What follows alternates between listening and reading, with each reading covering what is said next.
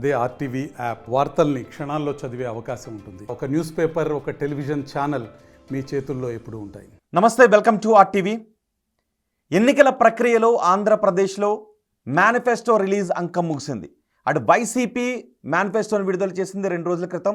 ఈరోజు టీడీపీ కూడా మేనిఫెస్టోను విడుదల చేసింది. అందులో సూపర్ 6తో పాటు షణ్ముగ వ్యూహం అని చెప్తూ ఉన్నారు. మొత్తం 2 మేనిఫెస్టోల్లో ఏది ప్రజాకర్షక మేనిఫెస్టోగా ఉంది, ఏది అభివృద్ధి మేనిఫెస్టోగా ఉంది అనే చర్చ జరుగుతూ ఉంది. సో ఈ మేనిఫెస్టోల అంశం గురించి మనం మాట్లాడదాం. ఇదే అంశంపై మాట్లాడటానికి ప్రొఫెసర్ నాగేశ్వర్ మనకి అందుబాటులో ఉన్నారు. నాగేశ్వర్ గారు నమస్తే అండి. నాగేశ్వర్ గారు, ఎన్నికల అంకంలో, ఎన్నికల ప్రక్రియలో మేనిఫెస్టో విడుదల అంకం ఈరోజు ముగిసింది. టీడీపీ ఈరోజు మేనిఫెస్టోను విడుదల చేసింది. ఎన్డీఏ కూటమి మేనిఫెస్టోను విడుదల చేసింది. 2 రోజుల క్రితం వైసీపీ మేనిఫెస్టోను విడుదల చేసింది. ఒకసారి 2 మేనిఫెస్టోలను పోల్చి చూస్తే అలా ఎప్పుడు చూడకూడదు.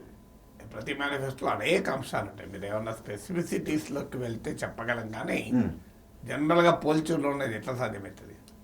అంటే ఇప్పుడు ఏమంటున్నారంటే పార్టీలు మేనిఫెస్టోని చూసి ఓటేస్తాయా లేదని ఒక చర్చ జరుగుతోంది. ఖచ్చితంగా మేనిఫెస్టోని చూసి ఓటేస్తారు అనే చర్చ జరుగుతోంది.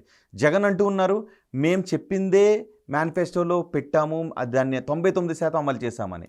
ఇటు టీడీపీ అంటుంది ఏమీ అమలు చేయలేదు, మా మేనిఫెస్టోను చూసి జనాలు ఓటేస్తారు. మేనిఫెస్టోలోను చూసే జనం ఓట్లేస్తారని కాదు. ఇప్పుడు మేనిఫెస్టో అంటే ఇది ఒక డాక్యుమెంటు, ఆ పుస్తకం చదివి ఆ పుస్తకం ఆధారంగా ఓట్లు వేస్తారని కాదు. ఇప్పుడు మేనిఫెస్టో అంశాలు రోజు ఉపన్యాసాల్లో చెప్తారు కదా. ఇప్పుడు ఉదాహరణకు టీడీపీ సూపర్ 6 అన్నది, ఈ సూపర్ 6 అన్న అంశాన్ని అనేక ఉపన్యాసాలు చదవడం అనేది రోజు చెప్తున్నది కదా. అందువల్ల మేనిఫెస్టో అనేది ఏదో ఒక ఐసోలేటెడ్గా ఎక్స్క్లూజివ్గా చూడకూడదు. మేనిఫెస్టో రోజు ప్రజల డొమైన్లో రాజకీయ పార్టీలు చెప్తూ ఉంటాయి, కార్యకర్తలు ప్రచారం చేస్తుంటారు, జనులకి సోషల్ మీడియా ద్వారా వెళ్తూ ఉంటుంది, రకరకాల ఛానల్ ద్వారా ఆ మేనిఫెస్టో అంశాలు వెళ్తూ ఉంటాయి. మేనిఫెస్టో దాని పేరు ఉండొచ్చు, ఉండకపోవచ్చు. మేనిఫెస్టోలో 1,00,000 ఉంటాయి. ఆ 1,00,000 అంశాలు అన్నీ కూడా రోజు ప్రజల్లోకి తీసుకెళ్తూ ఉంటారు. అందువల్ల మేనిఫెస్టో పర్సే అదొక డాక్యుమెంట్, అదొక పుస్తకం. ఆ పుస్తకాన్ని ప్రజలందరికీ పంచితే ఆ పుస్తకాన్ని అధ్యయనం చేసి ప్రజలు ఓటేస్తారని లేకపోవచ్చు.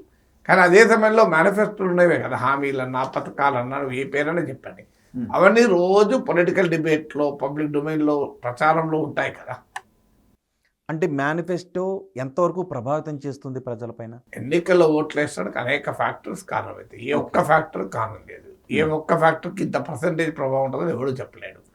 సో ఒక ప్రభుత్వము, అధికారంలో ఉన్న ప్రభుత్వం పట్ల సంతృప్తి లెవెల్ ఏ స్థాయిలో ఉంది, ప్రతిపక్షాలు చేసేటువంటి పార్టీ ఎంత మేరకు ప్రజలు విశ్వసిస్తున్నారు, వివిధ పార్టీలకు ఉన్న లాయల్ ఓటు బేస్ ఎంత, వివిధ సామాజిక వర్గాలు ఏ రకంగా ఓటు వేస్తున్నాయి, ఇలాంటి అనేక అంశాలు, అభ్యర్థులు, అక్కడ స్థానికంగా ఉన్న అభ్యర్థుల మంచి చెడులు, ఇవన్నీ ఉంటాయి. ఉదాహరణకు టీడీపీ మేనిఫెస్టో ఎంత దరిద్రంగా ఉన్నా కమ్మాలైతే 70% ఓట్లేస్తారు, తిట్టుకుంటేనే ఓట్లేస్తారు. వైసీపీ మేనిఫెస్టో ఎంత దరిద్రంగా ఉన్నా 70% రెడ్లు ఓట్లేస్తారు. సో ఇప్పుడు కమ్మలు అటు టీడీపీకి, రెడ్లు ఇటు వైసీపీ ఓటేస్తాడు. మేనిఫెస్టో సంబంధం లేదు. అంటే ఓకే, సామాజిక వర్గాల వారీగా కమ్మలు వీళ్ళకి, రెడ్లు వీళ్ళకి వేస్తే మిగిలిన సామాజిక అంటే ఇది ఒక్క ఫ్యాక్టర్ ఎప్పుడు ఉండదు. మేనిఫెస్టో ఒకటి, పార్టీ లాయాలిటీ ఒకటి, ఉన్న ప్రభుత్వం పైన ఉన్నటువంటి విశ్వాసము, ప్రత్యామ్నాయంగా ముందుకు వస్తున్న అపోజిషన్ ఇచ్చే కాన్ఫిడెన్సు, ఎన్నికల్లో ఉండేటువంటి వివిధ పార్టీల కలయికలు, కలిసినప్పుడు పొత్తులు కలిసినప్పుడు ఓట్ ట్రాన్స్ఫర్లు అవుతాయా లేవా, వివిధ సామాజిక వర్గాల మూమెంట్ ఎలా ఉంది, స్థానికంగా ఉండేటువంటి నాయకుల మూమెంట్ ఎలా ఉంది, ప్రజల మూడ్ ఎలా ఉంది, ఇలాంటి ఒక అనేక ఫ్యాక్టర్స్ ఆధారంగా ప్రజలు ఓట్లేస్తారు. ఒకటే దాని ఆధారంగా ఎప్పుడు ఓట్లేరు. అంటే ఏపీలో ఏ ఫ్యాక్టర్ బలంగా ఉందంటారు? నేను చెప్పిన ప్రతి ఫ్యాక్టర్ బలంగా ఉంటుంది. ఇప్పుడు కూడా ఏపీ అనే కాదు, నేషనల్ ఎలక్షన్ స్టడీస్ కూడా చెప్తున్నది ఇదే. ఒకటి, ఆయా పార్టీ లాయాలిటీ ఉంటుంది. 2, అభ్యర్థి లాయాలిటీ ఉంటుంది. 3వది ప్రభుత్వ పనితీరు, ఇప్పుడున్న అధికారంలో ఉన్న ప్రభుత్వాన్ని మళ్ళీ అధికారం ఇవ్వాలా వద్దా అనే పనితీరు. ఇలాంటి అనేక పొలిటికల్ ఫ్యాక్టర్, ఎమోషనల్ ఫ్యాక్టర్స్ ఉంటాయి. స్ట్రాటజిక్ ఓటింగ్, వ్యూహాత్మకంగా ఓటు వేసేవాళ్ళు ఉంటారు, ఒకరి మీద కోపంతో ఇంకోరు ఓటు వేసేవాళ్ళు ఉంటారు. సో ఇలాంటి ఒక్క ఫ్యాక్టర్ని ఎప్పుడు చెప్పలేము. ఓకే, ఇప్పుడు మొన్న కర్ణాటక ఎలక్షన్స్ తీసుకున్నా, తెలంగాణ ఎలక్షన్స్ తీసుకున్నా అక్కడ ఇచ్చిన 5 గ్యారంటీలు ఇక్కడ ఇచ్చిన 6 గ్యారంటీలు వర్కౌట్ అవుతాయి అని చెప్పారు, వర్కౌట్ అయ్యాయి అని కూడా చెప్పారు. అందులో భాగంగానే మన కాంగ్రెస్ కూడా న్యాయపత్రం రిలీజ్ చేసింది, కొన్ని గ్యారంటీలు 25 గ్యారంటీల వరకు ఇచ్చుకుంటూ. ఇప్పుడు టీడీపీ కూడా 6 హామీలు షణ్ముఖ వ్యూహం అని చెప్తుంది. సో ఇది టీడీపీకి కొంత కలిసి వచ్చే అంశంగా చూడొచ్చా? అంటే పథకాలు ఓట్లు తేవా అంటే తెస్తాయి, పథకాలు డెఫినెట్గా ప్రజలను ఆకర్షిస్తాయి. కానీ పథకాలే అధికారం తెస్తుందా? పథకాలే అధికారం తెస్తానంటే అసలు ఈ దేశంలో అధికార పార్టీ గెలవాలి ఇప్పటికీ. ఇక్కడ పథకాలు అమలు చేస్తుంటాయి. మనకు తెలంగాణలో ఉదాహరణ ఉంది. కేసీఆర్ పథకాలు అమలైన గ్రామీణ ప్రాంతాల్లోనే బీఆర్ఎస్ ఓడిపోయింది. మీకు చంద్రబాబు నాయుడు 2009లో మీకు రాజశేఖర రెడ్డి ఏమో నేను ఏ కొత్త హామీ ఇవ్వను, ఇంకో 7 గంటల విద్యుత్ 9 గంటలు చేస్తాను, నేను కొత్తగా ఏ హామీ ఇవ్వనో నేను ఎన్నికలిపోయాను. చంద్రబాబు నాయుడు ప్రతి ఒక్కరికి 2000 రూపాయలు ఇస్తానని ప్రామిస్ చేశాడు. మరి 2000 రూపాయలు వస్తే ఇది ప్రజలు ఓట్లే లేదు కదా. సో ఇది 2009 అనుభవం అని చెప్పేది. అందువల్ల రాజకీయ పార్టీలు ఇచ్చేటువంటి హామీలు కూడా ఒక పొలిటికల్ కాంటెక్స్ట్లో ప్రభావితం చేస్తాయి. ఆ పథకాలు ఈ నాయకుడు ఇస్తాడా లేడా అనేటువంటి విశ్వాసం, ఇప్పుడున్న ప్రభుత్వం చేస్తున్న పనిపైన లెవెల్స్ ఆఫ్ సాటిస్ఫాక్షను, ఈ ఫ్యాక్టర్స్ ఇప్పుడు కేసీఆర్ ప్రభుత్వ వ్యవహారాలపైన వ్యతిరేకత ఉండడం వల్ల ఆయన పథకాల ప్రభావం వల్ల ఓట్లు అధికారం లేకపోయింది. ఆ మేరకు 37% ఓట్లు వచ్చాయంటే ఆ పథకాల ప్రభావం ఉంటేనే వచ్చాయి, లేకపోతే ఎందుకు వస్తాయి. కానీ అదే అధికారం ఎందుకు నిలబెట్టుకోలేకపోయింది అంటే జనరల్ పొలిటికల్ మూడ్ వ్యతిరేకంగా ఉంది. అందువల్ల ఒక రాజకీయ మూడ్ ఎలా ఉంది అనే అంశాన్ని నేపథ్యంలో ఈ పథకాల ప్రభావం ఉంటుంది. ఇప్పుడు మీరు ఏపీలో అంటే మీరు కూలంకుషంగా గ్రాస్ రూట్ లెవెల్లోకి వెళ్ళి మీరు విశ్లేషించగలుగుతారు కాబట్టి, రాజకీయాలను అవసోపన పట్టారు కాబట్టి, ఏపీలో జనరల్గా ఉన్న మూడ్ని మనం ఎలా అర్థం చేసుకోవచ్చు? చాలా టైట్గా ఉంటుంది, చాలా సీరియస్ కంటెస్ట్ ఉంటుంది. ప్రభుత్వం పట్ల కొన్ని విషయాల్లో అసంతృప్తి ఉన్నమాట నిజం, అభివృద్ధి జరగలేదని. అది కానీ ఈ అసంతృప్తి అర్బన్ ఏరియాస్లో మిడిల్ క్లాస్, అప్పర్ కాస్ట్ ఈ సెక్షన్లలోనే ప్రధానంగా ఉంది. యూత్లో గ్రామీణ ప్రాంతాలకు వచ్చే వరకు, పేద వర్గాలు వచ్చే వరకు చాలా క్లియర్గా ఇంకా జగన్తో గట్టిగా ఉన్నారు. సో ఈ కన్సాలిడేషన్ కూడా మళ్ళీ నెక్స్ట్ 10-15 రోజులు అవుతుంది. ఇప్పుడు ఆల్రెడీ జగన్మోహన్ రెడ్డి ఒక క్యాంపెయిన్ మొదలుపెట్టాడు. సో మీరు కనుక పొరపాటున కూటమికి ఓటేస్తే ఈ పథకాలన్నీ పోతాయని ప్రజలు అది నమ్మారనుకోండి, జగన్ పట్ల ఏమన్నా అలిగినా గురిగినా, అభివృద్ధి లేదనో అసంతృప్తి ఉన్నా కూడా మళ్ళీ జగన్కి ఓటేస్తారు. ఎందుకంటే మాకు ఉదాహరణకు పథకాలు వచ్చాయని ఆనందం ఉంటుంది, రోడ్డు పడలేదు అని బాగా అసంతృప్తి ఉంటుంది. ఈ రెండింటిలో ఏది డామినేట్ చేసి ఓటుకు వస్తుంది? మీకు మొదట్లో రోడ్డు వేయలేదు అని అసంతృప్తే కనబడుతుంది. కానీ ఒక స్టేజ్కి వచ్చే వరకు ప్రజలు బేరీ చేసుకుంటారు. రోడ్డు రాలేదు అన్న అసంతృప్తి ఉన్నా పథకాలు వచ్చాయి కదా, సో పథకాలు వచ్చాయనేది పైచేయి సాధించితే జగన్ కోటేస్తారు. లేదు రోడ్డు రాలేదన్న అసంతృప్తి ఉంటే వైసీపీ కాకుండా ఇతరులకు ఓటేస్తారు. అందువల్ల అసంతృప్తి ఉన్నంత మాత్రానే అది వ్యతిరేక ఓటుగా మారుతుందని ఎవరూ చెప్పలేరు. ఆ అసంతృప్తిని సంతృప్తికర అంశాలు కూడా ఉంటాయి. అందువల్ల లెవెల్స్ ఆఫ్ సాటిస్ఫాక్షన్ ఉంటుంది, లెవెల్స్ ఆఫ్ డిస్సాటిస్ఫాక్షన్ ఉంటుంది. రెండింటినీ బేరీజ్ వేసుకుంటారు. అంటే ఉదాహరణకు రోడ్డు రాలేదు నా అసంతృప్తి ఇంతకుముందు చెప్పినట్లు, కానీ అదే సమయంలో మాకు ఇన్ని డబ్బులు వచ్చాయి కదా, అకౌంట్లో డబ్బులు వేశారు, పథకాలు అమలైనాయి కదా, సో పోనీయండి రోడ్డు రాలేదు అనుకునే కోపం ఉన్న అసంతృప్తి ఉన్నా మళ్ళీ పథకాలు కనుక పైచేసి సాధించారు ఇదే కొట్టేస్తారు. లేదు పథకాలు వచ్చినా మాకు ఓడోడే ముఖ్యం అనుకున్నారు అనుకోండి, అప్పుడు వ్యతిరేకంగా కొట్టేస్తారు. అందువల్ల అసంతృప్తి అనేది కూడా స్లోగా ఎలక్షన్ ఓటింగ్కి వచ్చే వరకు క్లారిటీ వస్తుంది, కన్సాలిడేట్ అవుతుంది. సో అందువల్ల ఇటు అటు ఫర్దర్ కన్సాలిడేషన్ అయ్యేటువంటి అవకాశం ఉంటుంది. యాజ్ ఆఫ్ టుడే గ్రామీణ ప్రాంతాల్లో పేద వర్గాలు ఆ తేడా క్లియర్గా ఉంది. అందుకే జగన్మోహన్ రెడ్డి క్లాస్ వార్ అంటాడు చూడు. సో క్లాస్ వార్ అనడంలో ఏంటంటే upper caste, upper class, urban వీళ్ళలో కొంత వ్యతిరేకత, అసంతృప్తి ఉన్నమాట నిజం. కానీ అదే సమయంలో గ్రామీణ ప్రాంతాల్లో, పేద వర్గాల్లో, లోయర్ మిడిల్ క్లాస్లో, సంక్షేమ పథకాల లబ్ధిదారుల్లో చాలా బలంగా వైసీపీ వెనకాల వాళ్ళు ఇప్పటికీ రాలేస్తున్నారు. సామాజిక వర్గాలు చూసినా కూడా టీడీపీ వైసీపీకి రెస్పెక్టివ్ కాస్ట్లు ఎలాగ ఉన్నాయి. టీడీపీకి అమ్మాస్, వైసీపీకి రెడ్డిస్. వీటితో పాటు అప్పర్ కాస్ట్లో మీకు ఎన్డీఏ వైపు ఉంటే డౌన్ ట్రాడెన్ మైనారిటీలు, ఎస్సీలు, ఎస్టీలు, వెనుకబడిన కులాలు చాలా క్లియర్గా జగన్తో ఉన్నారు. అందుకే జగన్మోహన్ రెడ్డి నా ఎస్సీ, నా ఎస్టీ, నా బీసీ, నా మైనారిటీ అంటుంటాడు చూడండి. దాన్ని అనడంలో ఉద్దేశం అది, వాళ్ళని మోన్ చేసుకోవాలనేటువంటి ఒక ప్రయత్నం మొదలవుతుంది. సో అందువల్ల కాస్ట్ అండ్ క్లాస్గా తీసుకుంటే హయ్యర్ లెవెల్గా ఉన్న కాస్ట్ అండ్ క్లాస్ ఏమో క్లియర్గా అసంతృప్తి ఉన్నారు. లోయర్ లెవెల్ ఉన్న కాస్ట్ అండ్ క్లాస్ ఏమో స్టిల్ ఫార్మ్లీ విత్ జగన్. అంటే ఏపీలో ఉన్న అప్పర్ క్యాస్ట్కి చెందిన వాళ్ళు బీజేపీ వైపు ఉండటానికి అవకాశం ఉంటుందా? ఏపీలో సాధారణంగా ఇప్పటివరకు బీజేపీకి అంత అంటే బీజేపీ వేరు టీడీపీ వేరు కాదు కదా. బీజేపీ టీడీపీ కలిసే పోటీ చేసినప్పుడు ఆ చర్చ ఎక్కడ వస్తుంది? బీజేపీకి ఆంధ్రప్రదేశ్లో కొత్తగా ఏమున్నదని అనుకో. అఫ్కోర్స్ దేశవ్యాప్తంగా బీజేపీ హిందుత్వ ప్రభావంతో బ్రాహ్మణ వైశ్య ఓటర్లు కొంత బీజేపీ ముగ్గురు. ఇక్కడ బీజేపీ ఇష్యూ కానే కాదు. ఇక్కడ ఆంధ్రప్రదేశ్కి వచ్చేవరకు టీడీపీ జనసేన బీజేపీ కలిసి పోటీ చేస్తున్నాయి కనుక కూటమి ఓటనే ఉంటారు తప్ప బీజేపీ ఓటని చెప్పలేదు కదా. కానీ ఈరోజు మేనిఫెస్టోలో ఒక అంశం కనిపించింది. బీజేపీ ప్రతినిధి మేనిఫెస్టోని కనీసం ఆయన చేత్తో కూడా తీసుకోలేదు. మాకు నేషనల్ మేనిఫెస్టో ఉందని చెప్పారు. అంటే భారతీయ జనతా పార్టీ సాధారణంగా ఎన్డీఏ భాగస్వాములతో కలిపి మేనిఫెస్టో విడుదల చేయరు. వాళ్ళ పార్టీ మేనిఫెస్టో ఉంటుంది. సో వివిధ రాష్ట్రాలు వివిధ పార్టీలతో పొత్తు పెట్టుకుంటారు. సో అందుకే ఇక్కడ ఇప్పుడు బీజేపీ ఓన్ చేసుకోవాల్సిన అవసరం ఉంది. బీజేపీ ఓన్ చేసుకుంటుందా ఈ మేనిఫెస్టోలో? ఇప్పుడు ఎందుకంటే ఇందులో ఉదాహరణకు కేంద్ర సాయం ఈ పథకాల అమలుకు తీసుకుంటామన్నారు. మరి కేంద్రం సాయం చేస్తుంది ఎవరు చెప్పాలి? ఇప్పుడు అధికారంలోకి వస్తే బీజేపీ రావాలి. ఎక్కడన్నా మోడీ చెప్పాడా? అప్పుడు ఒక రాష్ట్ర ప్రభుత్వం అమలు చేసే పథకాలను కేంద్రం తీసుకుంటుంది ఎక్కడున్న బాధ్యత.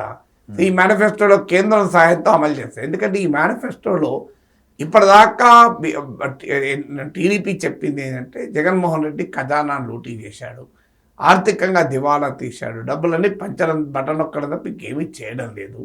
ఈ బటన్ నొక్కడం వల్ల ఖజానా ఖాళీ అయింది, ఆంధ్రప్రదేశ్ శ్రీలంక అవుతుంది, ఇవన్నీ చెప్పారు. ఇప్పుడు చంద్రబాబు నాయుడు అంతకన్నా ఎక్కువ ఇస్తానని చెప్తున్నాడు. ఉదాహరణకు పెన్షన్లు 4,000, వికలాంగులకు 6,000, బీసీలకైతే 50 ఏళ్ళకే పెన్షన్. ఇలా ప్రతి అంశంలోనూ కూడా వాలంటీర్లకు జగన్మోహన్ రెడ్డి 5,000 ఇస్తే అంతకుముందు వాలంటీర్ వ్యవస్థ ఎందుకు అన్నారు, ఇప్పుడు 10,000 ఇస్తామంటున్నారు. జగన్మోహన్ రెడ్డి అమ్మ దీవెన, తల్లి జగనన్న మాతృ దీవెన అనే పథకం పెడితే అది ఒక్క కుటుంబంలో ఒక బిడ్డకు అంటే లేదు, మేము ప్రతి బిడ్డకి ఇస్తాం, 2 కాదు 3 కాదు 4 కాదు, ఎంతమంది కానీ 100 మందికి ఇస్తాం అని దానికి మాతృవందనం అనేది పేరు మార్చారు. అంటే జగన్మోహన్ రెడ్డి పథకాలను కాస్తంత యాడ్ చేసి ఇంక్రిమెంటల్గా ఈ సూపర్ 6లో పెట్టారు. మీరు గమనిస్తాండి కూడా. అంటే ఒకవైపు టీడీపీకి ఒక పెద్ద క్వశ్చన్ ఏంటంటే మీరే జగన్మోహన్ రెడ్డి పథకాల వల్ల రాష్ట్రం దివాలా తీస్తుంది అంటున్నారు. మరి మీరు అంతకన్నా ఎక్కువ పథకాలు ఎట్లా అమలు చేస్తారు? ఇప్పుడు కొన్ని పథకాలు జగనన్న చంద్రబాబున చేయాల్సిందే. ఇప్పుడు ఆరోగ్యశ్రీ జగన్మోహన్ రెడ్డి తండ్రి రాజశేఖర రెడ్డి ప్రవేశపెట్టిన స్కీమ్, అది ఇప్పుడు కూడా కొనసాగుతుంది. ఇప్పుడు దీంట్లో ఆరోగ్య బీమా, ఆరోగ్యశ్రీ అనే పదం వాడలే కానీ 25 లక్షల వరకు ఆరోగ్య బీమా ఇస్తానన్నాడు. సో ఎవరొచ్చినా ఇవ్వాల్సిందే. ఫీజు రియంబర్స్మెంట్ ఎవరొచ్చినా ఇవ్వాల్సిందే. పెన్షన్లు ఎవరొచ్చినా ఇవ్వాల్సిందే. సో ఇవన్నీ ఇచ్చుకుంటూ అదనంగా సూపర్ 6లు సూపర్ 7 అమలు చేశారనుకోండి, మరి డబ్బులు ఎక్కడికి వస్తాయి? సో ఆ డబ్బులు రావడానికి సంపద సృష్టిస్తామని వేగ్గా చెప్తున్నారు. సో ఎలా సంపద సృష్టిస్తాం? మీ జీడిపి ప్రొజెక్షన్స్ ఏంటి? ప్రభుత్వ ఆదాయ వనరుల ప్రొజెక్షన్ ఏంటి? డైరెక్ట్ ట్యాక్సెస్లో వాటా పెరుగుతుందా, ఇండైరెక్ట్ పెరుగుతుందా? అవన్నీ ఏమీ చెప్పడం లేదు.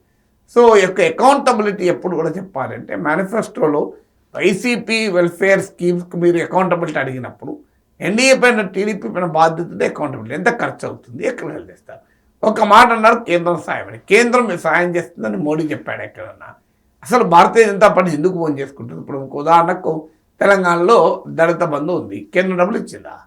సో కేంద్రానికి కేంద్రం పథకాలు ఉంటాయి. ఆ కేంద్ర పథకాలు రాష్ట్ర పథకాలు అనుసంధానమైనప్పుడు కేంద్రం నుంచి డబ్బులు వస్తాయి. ఇప్పుడు ఉదాహరణకు కేంద్రము 80 కోట్ల మంది ప్రజలకు ఉచిత ఆహార ధాన్యాలు ఇస్తున్నారు. మన రాష్ట్ర ప్రభుత్వాలు ఏం చేస్తాయంటే దానికన్నా కాస్త పెంచి కోటా పెంచుతారు, సంఖ్యను పెంచుతారు. మరి ఆ భారం ఎవరికి? రాష్ట్ర ప్రభుత్వం పెడుతుంది. కేంద్రం ఎందుకు ఇస్తుంది? అనేక సార్లు కేంద్రం పెద్దలు చెప్పారు, అది మీ పథకాలకు మేమెందుకు డబ్బులు ఇస్తామని. సో రాష్ట్రాల పథకాల డబ్బులు ఇచ్చుకుంటూ పోవాలంటే ఏ కేంద్ర ప్రభుత్వం పని కాదు అది. సో ఇది మరి ఈ మేనిఫెస్టోలో ఎట్లా చెప్పారు కేంద్రం సాయంతో అమలు చేస్తామని? కేంద్రము ఆంధ్రప్రదేశ్లో ఒక్క రాష్ట్రానికి పథకాలు అమలుకి ఇస్తుందా? ఇప్పుడు తెలంగాణ రేపు కాంగ్రెస్ ప్రభుత్వం అడగదా, మేము మహిళలకు ఉచిత రవాణా ఇస్తున్నాం, మాకు డబ్బులు ఇవ్వండి, ఆంధ్రప్రదేశ్కి ఇచ్చారు కదా అని. అది కేంద్ర పథకమే కాదు, రాష్ట్ర పథకం, నువ్వే ఖర్చు పెట్టుకోవాలి. సో అందువల్ల ఫండమెంటల్ క్వశ్చన్, కూటమిలో భాగస్వామ్యం అయినా కేంద్ర ప్రభుత్వం పథకం కాదు కదా. కూటమి దేనికైనా ఇప్పుడు అక్కడే కాంట్రడిక్షన్. సో కేంద్ర, అందుకే బీజేపీ ఎన్డీఏ పథకం కాదు అది. అది టీడీపీ జనసేన బీజేపీ కలిసి ఉన్నా అది ఎవరి అకౌంటబిలిటీ ఎవరు అనేది తేలాలి. ఇక రెండవ క్వశ్చన్ ఏమొస్తారా, పోలవరం పూర్తి, పోలవరం గురించి మాట్లాడారు. పోలవరం ఎవరు పూర్తి చేయాలి? అది కేంద్ర ప్రాజెక్టు. సో చంద్రబాబు నాయుడు వాదన 72% నేనే కంప్లీట్ చేసిన, తర్వాత జగన్ ఏమీ చేయలేదు. మరి జగన్ ఏం చేయకుండా కేంద్ర ప్రభుత్వం ఎందుకు కోరుకున్నది? పార్లమెంటు చట్టం ద్వారా Polavaram project 100% central funded project. మరి ఈ సెంట్రల్ ఫండెడ్ ప్రాజెక్టును మరి ఎందుకు అమలు చేస్తలేదు? అమలు చేయకపోతే జగన్మోహన్ రెడ్డి ప్రభుత్వం అమలు చేయకపోతే కేంద్రం తీసేసుకోవాలి. కేంద్రం ఎందుకు తీసుకోలేదు? వాస్తవం ఇదే, కేంద్రం ఎందుకు తీసుకోలేదని అడుగుతున్నాం. కేంద్రం ఇప్పుడు రాష్ట్ర ప్రభుత్వం అమలు చేయనప్పుడు కేంద్రం తీసుకోవాలి కదా. సో మరి కేంద్రాన్ని ప్రశ్నించాలి. ఇప్పుడు చంద్రబాబు నాయుడు నువ్వు ఎందుకు తీసుకోలే? ఇప్పుడు జగన్మోహన్ రెడ్డి సరిగా అమలు చేయనప్పుడు you have to take it back కదా. ఇప్పుడు చంద్రబాబు నాయుడు ప్రభుత్వం ఉన్నప్పుడు, ఎన్డీఏ ప్రభుత్వం ఉన్నప్పుడు రాష్ట్ర ప్రభుత్వం అమలు చేస్తే ఇంప్లిమెంట్ చేస్తా అంటే కేంద్రం ఇచ్చేసింది. మరి ఇప్పుడు ఈ ప్రభుత్వం అమలు చేయనప్పుడు తీసుకోవాలి కదా. ఎక్కడ చెప్పారు తీసుకుంటామని? అమరావతి విషయంలో ఉన్నారు, మేనిఫెస్టోలో చెప్పారు. కేంద్రం బీజేపీ నాయకత్వం కేంద్ర ప్రభుత్వం ఎప్పుడూ చెప్పింది మాకు అమరావతి సంబంధమే లేదని చెప్పింది. మాకు రాజధానితో కేంద్ర ప్రభుత్వం సంబంధమే లేదు అని. ఇదేమో మరి పార్లమెంట్ ఎన్నికలకు మేనిఫెస్టోనా, అసెంబ్లీ ఎన్నికలకు మేనిఫెస్టోనా, ఈ క్లారిటీ రావాలి కదా. సో అందువల్ల వైసీపీ మేనిఫెస్టోను ప్రశ్నించినప్పుడు టీడీపీ మేనిఫెస్టో కూడా ఈ క్వశ్చన్ అనివార్యంగా వస్తాయి కదా. మీరు మళ్ళీ ఆశంతా సూపర్ 6 పేరే కదా. వాళ్ళు నవరత్నాల మీద ఆశలు పెట్టుకుంటూ అధికారంలోకి వచ్చారు, మీరు సూపర్ 6 అంటారు. ఇప్పుడు నవరత్నాలు వర్సెస్ సూపర్ 6 ఏం తేడా ఉంది? ఇప్పుడు వాళ్ళది మిమ్మల్ని ఎందుకు పెట్టాలన్న జనానికి ఏం చెప్తారు? వాలంటరీ వ్యవస్థ మంచిది కాదు, వాళ్ళ మహిళల అక్రమ రవాణా చేస్తున్నారు, వాళ్ళు భర్త లేని ప్రతి తలుపు కొడుతున్నారు, ఇవన్నీ చెప్పారు కదా. మరి అవన్నీ చేసేందుకు వాడు ఇప్పుడు 10,000 తిరుగుతామంటారు. అంటే మహిళల అక్రమ రవాణా చేసి భర్త లేనప్పుడు ఇల్లు తలుపుకుంటున్నారు కాబట్టి వాళ్ళకి 5,000 10,000 చెప్తుంది చెప్పండి. సో ఈ గందరగోళం నుంచి మొదలు బయటపడాలి. ఈమె స్పష్టంగా ఏం చేస్తారు? కేంద్రం ఏం చేసింది? ఇప్పుడు 10 ఏళ్ళ ఇది విభజన జరిగి ఆంధ్రప్రదేశ్కి విభజన చట్టంలోనే ఏమైనా ఇచ్చిందా? Railway zone, Visakha railway zone ఇచ్చిందా? కడప స్టీల్ ప్లాంట్ వచ్చిందా? మీకు ఇండస్ట్రియల్ కారిడార్ల పరిశ్రమలు వచ్చాయా? పెట్రోకెమికల్ కాంప్లెక్స్ వచ్చిందా? మెట్రో వచ్చిందా విజయవాడ వైజాగ్? మరి ఇప్పుడు కేంద్రం 10 ఏళ్ళుగా ఎందుకు చేయలేదు? దీంట్లో ఎక్కడో కానీ మేనిఫెస్టోలో ఆన్సర్ ఉండాలి కదా. సో ఆ ప్రశ్న ఉత్పన్నం అవుతుందా కదా. సో అందువల్ల మేనిఫెస్టో ప్రకటించడంతో సరిపోదు, దాని నుంచి వచ్చేటువంటి ప్రశ్నలు. ఇప్పుడు బీజేపీ ముస్లిం రిజర్వేషన్ రద్దు చేస్తూ ఉంటుంది, మరి టీడీపీ దాన్ని అంగీకరిస్తుందా? చంద్రబాబు నాయుడు హామీ ఇస్తున్నాడు, లేదు బీజేపీ ముస్లిం రిజర్వేషన్ చేయదు, నేనే గ్యారెంటీ అంటాడు. నీకు చెప్పి చేస్తుందా బీజేపీ? అప్పుడు వాజ్పేయి ప్రభుత్వానికి మద్దతు ఇచ్చిన సమయం వేరు, ఇప్పుడు సమయం వేరు కదా. అప్పుడు టీడీపీ పైన ఆధారపడి ఎన్డీఏ ప్రభుత్వాలు లేవు కదా. మరి ముస్లిం రిజర్వేషన్లు ఉంటాయి, ఈ మేనిఫెస్టోలు చెప్పాలి కదా, ముస్లిం రిజర్వేషన్లు కంటిన్యూ అవుతాయని చెప్పిండా. సో ఈ క్వశ్చన్ అన్నీ రాక తప్పదు కదా. సో అంటే ఒకవేళ కూటమి అధికారంలోకి వచ్చినా బీజేపీ నుంచి మేనిఫెస్టోను అమలు చేయడానికి కేంద్రం నుంచి ఎట్టి పరిస్థితుల్లో సపోర్ట్ ఉండే అవకాశం అసలు కేంద్ర విధానం ఒక రాష్ట్ర ప్రభుత్వం అధికార పార్టీ ఇచ్చే మేనిఫెస్టో కేంద్రానికి కేంద్రం కేంద్రం ఎందుకు డబ్బు? మోడీ మేనిఫెస్టో ఉంటుంది, మోడీ మేనిఫెస్టో అమలుకు ప్రతి రాష్ట్ర ప్రభుత్వం డబ్బులు ఇస్తుందా? ఇప్పుడు మన దేశంలో 2 భిన్నమైన వ్యవస్థలు, కేంద్ర ప్రభుత్వం, రాష్ట్ర ప్రభుత్వం. కేంద్ర ప్రభుత్వానికి కొన్ని స్కీమ్స్ ఉంటాయి, రాష్ట్ర ప్రభుత్వానికి కొన్ని స్కీమ్స్ ఉంటాయి. కేంద్ర ప్రభుత్వ స్కీమ్స్లోనే రాష్ట్ర ప్రభుత్వం కొంత వాటా పెట్టుకోవాలి. ఇప్పుడు మీద ఉపాధి హామీ ఉంది, కొంత వాటా రాష్ట్ర ప్రభుత్వం కూడా పెట్టుకోవాలి. సర్వశిక్ష అభియాన్, వాళ్ళ పథకాలు వాళ్ళకుంటే వీళ్ళ పథకాలు వీళ్ళకు ఉంటాయి కదా. ఓకే, ఒకసారి మన సంపద సృష్టి గురించి చూసుకుంటే ఇప్పుడు చంద్రబాబు కూడా అదే చెప్తున్నారు. ఈ పథకాలన్నిటినీ కూడా సంపదను సృష్టించి చేస్తాము. గతంలో హైదరాబాద్లో కూడా ఉమ్మడి ఆంధ్రప్రదేశ్ ఉన్నప్పుడు హైదరాబాద్లో కూడా సంపదను సృష్టించాము. ఇప్పుడు సెల్ఫ్ సస్టైన్డ్ క్యాపిటల్ని ఆంధ్రప్రదేశ్లో పెట్టగలిగాము. సో సంపద సృష్టి మీద చంద్రబాబుకు చాలా దూరదృష్టి ఉంది అంటున్నారు. సో సంపదను సృష్టించి వీటిని అమలు చేస్తామని అంటున్నారు. సంపద ఎట్లా సృష్టిస్తే ఎంత సృష్టిస్తారో గణాంకాలు ఉండాలి కదా. ఇప్పుడు 5 ఏళ్ళు మీరు అధికారంలో ఉన్నారు, ఈ 5 ఏళ్ల పేరులో ఎంత సంపద సృష్టించారు? దానికి ఆన్సర్ ఉండాలి కదా.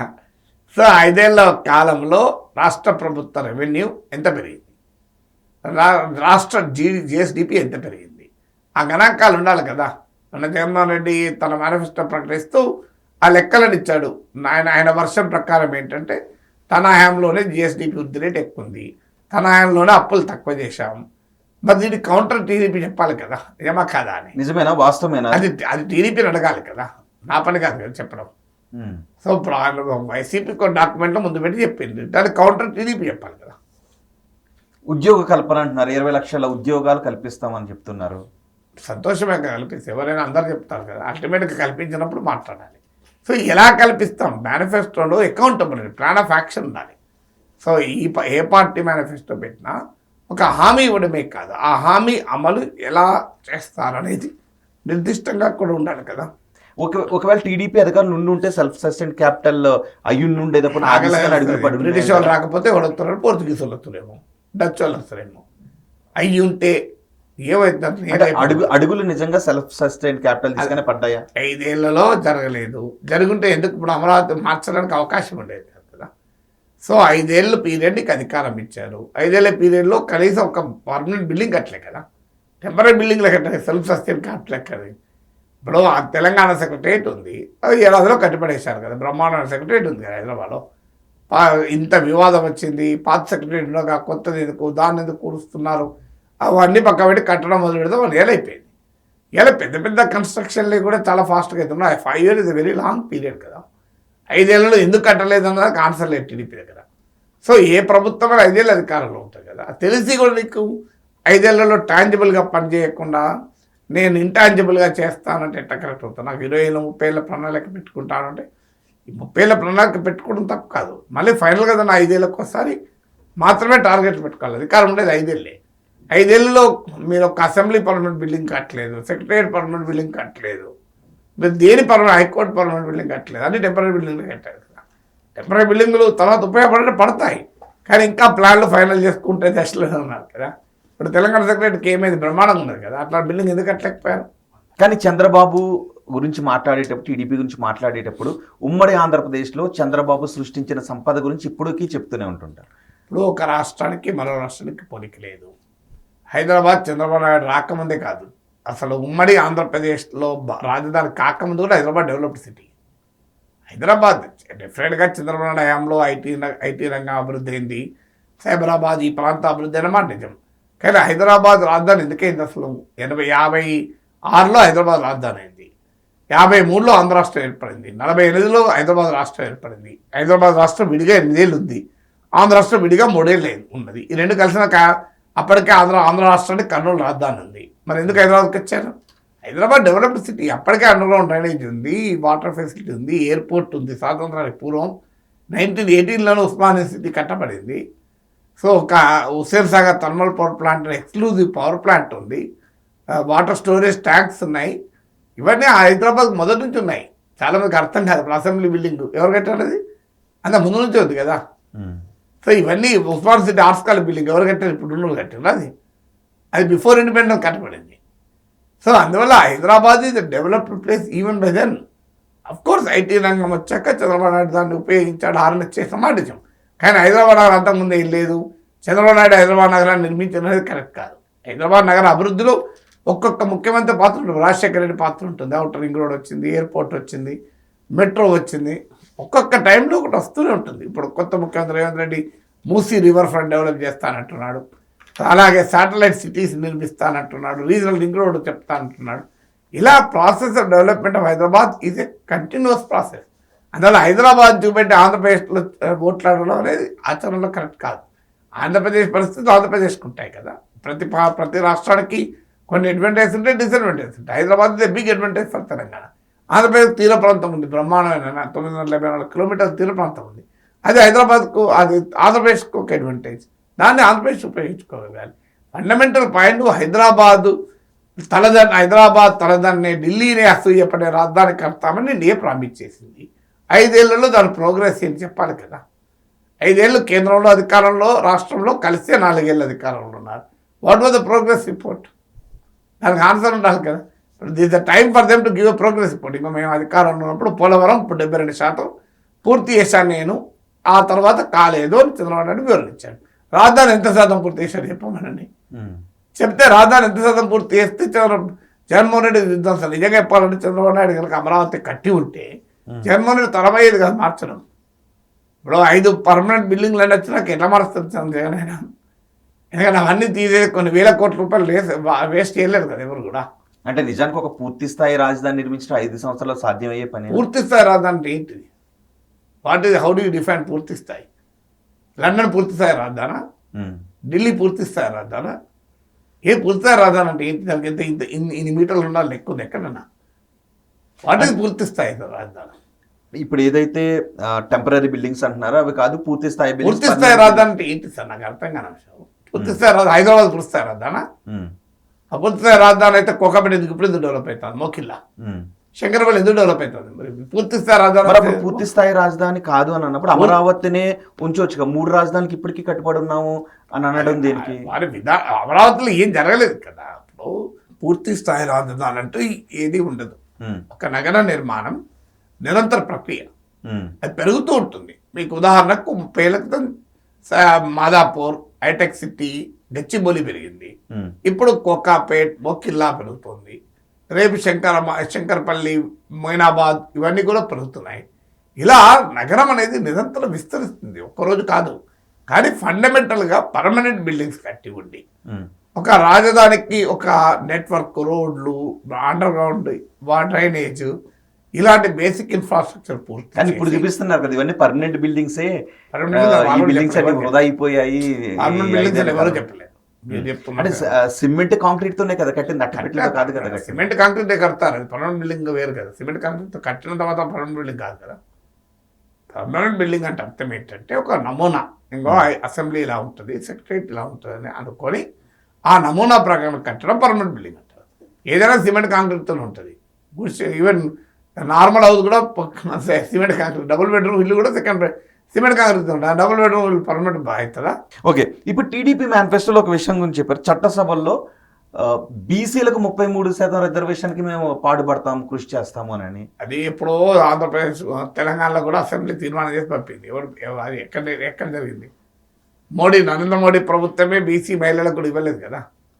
ఇప్పుడు మహిళలకు 300 రిజర్వేషన్లు ఇచ్చినప్పుడు పెద్ద డిమాండ్ వచ్చింది, బీసీ సబ్కోటా ఇవ్వాలి అని.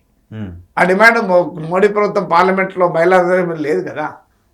అందువల్ల రాష్ట్రంలో జరిగే పనే కాదు, కేంద్రం చేయాలి కదా. ఇంకొక ప్రధానమైన అంశం గాజు గ్లాసు గుర్తు. గాజు గ్లాసు గుర్తు కామన్ సింబల్ జాబితాలోంచి తీసి మాకు కామన్గా ఇవ్వండి అని అడిగారు. కానీ ఇప్పుడు జనసేన పోటీ చేసే 21 చోట వాళ్ళకి గాజు గ్లాసు గుర్తుని ఇవ్వడంతో పాటు మిగిలిన అన్ని చోట్ల గాజు గ్లాసు గుర్తులు ఇచ్చారు ఇండిపెండెంట్ అభ్యర్థులకు. ఇది ఎలాంటి ప్రభావం చూపించారు? ఎన్నికల కమిషన్ టెక్నికల్గా వెళ్ళింది అంటే రాష్ట్రంలో ఆ ఎన్నికల్లో ఇంత శాతం ఓటింగ్ వస్తేనే రాష్ట్ర స్థాయి పార్టీగా గుర్తింపు వస్తుంది. అప్పుడే ఒక సింబల్ ఫ్రీజ్ చేస్తారు. ఇప్పుడు ఓన్లీ జనసేన పోటీ చేసే స్థానాలకు మాత్రం ఫ్రీజ్ చేశారు. కానీ జనసేన కేవలం 21 స్థానాలకు పోటీ చేయడం లేదు. టీడీపీ బీజేపీతో కలిసి కూటమిగా ఉన్నప్పుడు 175 స్థానాలకు జనసేన పోటీ చేసినట్టే లెక్క. సో 175 స్థానాల్లో గాజు గ్లాస్ ఎవరికి ఇవ్వకూడదు, ఫ్రీజ్ చేయాలి. కానీ సాంకేతికంగా పొలిటికల్గా ఎన్నికల కమిషన్ ఆలోచించకుండా సాంకేతికంగా ఆలోచించింది.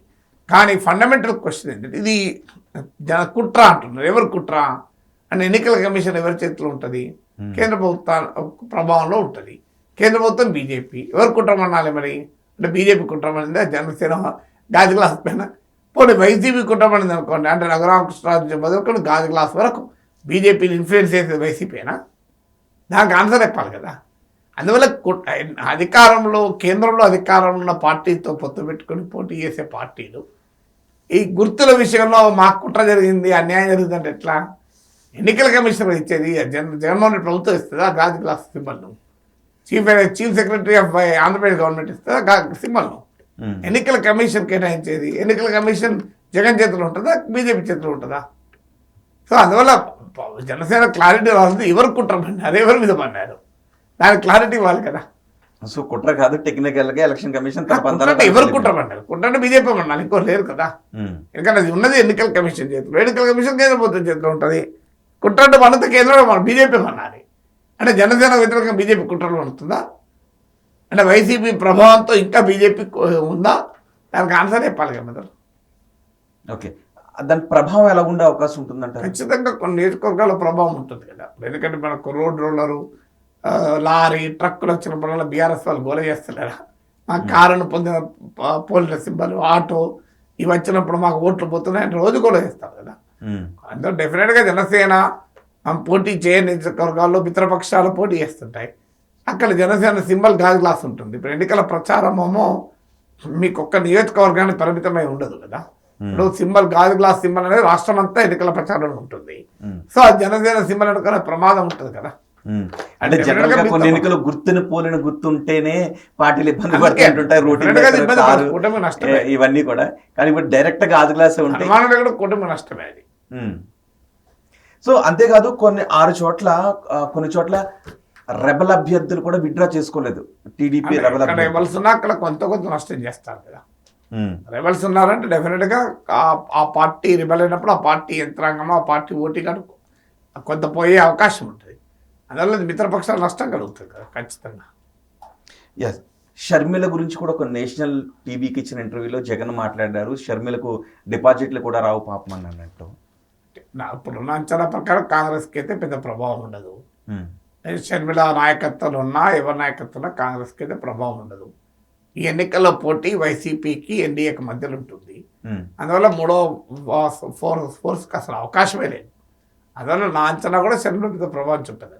రైట్, ఇంకా గట్టిగా 13 రోజులు కూడా లేదు ఎలక్షన్స్ రావడానికి. ఈ 13 రోజుల్లోనూ ఏం జరిగే అవకాశం ఉండొచ్చు? అంటే 13 రోజుల్లో కూడా ఈ పార్టీలు అంటే నేను అనేది అది కాదు, అంటే ఓటర్ డిసైడ్ అయ్యి ఉంటాడు కదా. ఈ 13 రోజుల్లో కూడా పార్టీలు ఓటర్ మైండ్ సెట్ ని మార్చడానికి ఎంతో కొంత భారతదేశంలో నేషనల్ ఎలక్షన్ స్టడీ చెప్పేది 21% ఆఫ్ ఓటర్స్ ఎన్నికల రోజు లేదా ముందు కొద్ది రోజుల ముందు నిర్ణయం తీసుకుంటారని నేషనల్ ఎలక్షన్ స్టడీ చెప్తున్నాయి. 21% అండి. 21 కాకపోతే 10% ఉండొచ్చు, 15% ఉండొచ్చు. డెఫినెట్గా ఎన్నికల ముందు నిర్ణయం తీసుకునే వాళ్ళు చాలా మంది ఉంటారు కదా. అంటే ఏంటి ఎన్నికల ముందు నిర్ణయం తీసుకోవడం టెక్నికల్గా ఎలా చూడాలి? టెక్నికల్ ఏముంటుంది అట్లా అంటే అప్పటి వరకు ఆ ఎన్నికల ముందు రోజు ఏం ప్రభావితం చేసే అవకాశం ఉంటుంది? ఎన్నికల ముందు రోజు కాదు, ఒక ప్రజల అభిప్రాయం ఫామ్ అయ్యేది over period of time form అవుతుంటుంది. లాయల్గా ఉన్న వాళ్ళు ఆ పార్టీకి ఓటేస్తారు. స్వింగ్ ఓటర్స్ ఉంటారు, ఏ పార్టీతో సంబంధం లేని తటస్థ ఓటర్ ఉంటారు. వాళ్ళకి ఏం తొందర వచ్చిందని నిర్ణయం తీసుకుంటారు. ఓటేసే టైం వరకు నిర్ణయం తీసుకుంటారు. సో అప్పటి వరకు పోల్ మేనేజ్మెంట్ ప్రభావం ఉండొచ్చు. ఈ క్యాంపెయిన్ ఇష్యూస్ ఏది ముందుకు వస్తుంది, ఏది వెనక్కి వస్తుంది. సో ఇప్పుడు ఉదాహరణకు సంక్షేమ పథకాలు, నేను మొదట్లో చెప్పాను, సంక్షేమ పథకాలు ఉన్నాయి. సంక్షేమ పథకాల పట్ల పూర్తి సంతృప్తి ఉంది ప్రజల్లో. కానీ మా ఊరికి రోడ్డు పడలేదని అసంతృప్తి ఉంది. సో ఈ రోడ్డు పడలేదని అసంతృప్తి ఓటర్ ఛాయిస్ డిసైడ్ చేస్తుంది, ఆ పథకాలు డిసైడ్ చేస్తాయా అనేది ఎన్నికల సమయాన్ని తెలుస్తుంది కదా. అంటే అధికారంలో ఉన్న పార్టీకి తిరిగి అధికారాన్ని కట్టబెట్టాలా, లేదంటే అధికారంలో ఉన్న పార్టీని దించాలనే ఫ్యాక్టర్ దేని మీద ప్రధానంగా ఆధారపడి ఉంటుంది? అనేక అంశాలపైన ఉంటుంది, ఒక్క అంశం పైన ఉండదు మిత్రం. ఇప్పుడు ఎన్నిసార్లు చెప్పినా మీరు అర్థం చేసుకోకపోతుంది ఏం చేయాలి. ఏది ఒక్క ఫ్యాక్టర్ పైన ఉండదు ఎన్నికల ప్రభావం అనేది. Thank you very much Nageshwar garu. RTV కోసం సమయాన్ని కేటాయించి ఆంధ్రప్రదేశ్ రాజకీయాలపైన టీడీపీ బీజేపీ జనసేన ఉమ్మడి మేనిఫెస్టో, వైసీపీ ప్రకటించిన మేనిఫెస్టోకి సంబంధించి మీ విశ్లేషణ అందించినందుకు. ఇవి ఆంధ్రప్రదేశ్ రాజకీయాలపై ప్రొఫెసర్ నాగేశ్వర్తో ఆర్టీవీ ప్రత్యేక చర్చా కార్యక్రమం విశేషాలు. తాజా సమాచారం కోసం చూస్తూనే ఉండండి ఆర్టీవీ. నమస్తే అండి. ఇది వ్యాపారం గురించి కాదు, ఓటు గురించి. ఎన్నికల్లో ఓటు వేయడం మన హక్కు మాత్రమే కాదు, కర్తవ్యం. ఎంతో మంది మహా నేతలు శ్రమించి ప్రాణత్యాగం చేసి ఈ అవకాశాన్ని మనకిప్పించారు. అందరూ ఓటు వేద్దాం, ఎందుకంటే ఓటు హక్కు ఊరికే రాదు. నా ఓటు ఎవరికో తెలుసా? అది సీక్రెట్ అండి.